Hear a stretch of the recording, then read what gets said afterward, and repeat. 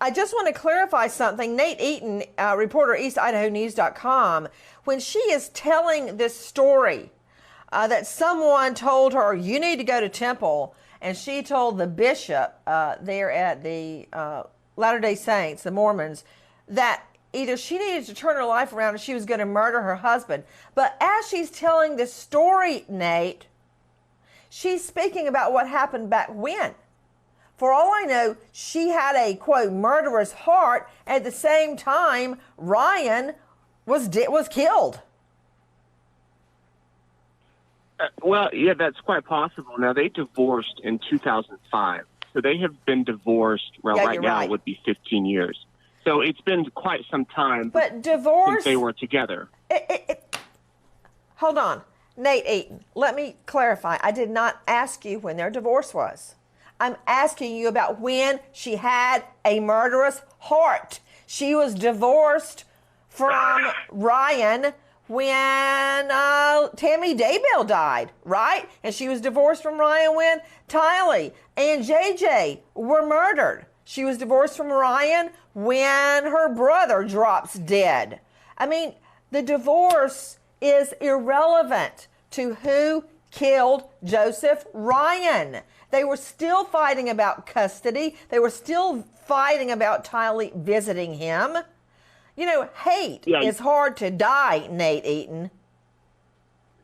Yeah, very true. And one of the problems here is that because he died and he was cremated so quickly, I mean, within a matter of days. So it's not like you can go and exhume the body and do any sort of tests or anything right now. Nate, who made that decision that he be cremated?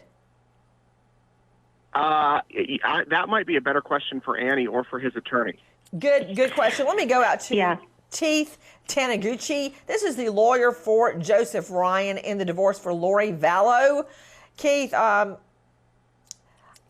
along, when all of these bodies are popping up around cult mom Lori Vallow, I couldn't help but notice Joseph Ryan, one of her husbands, possibly the one she hated the most, was rushed into cremation.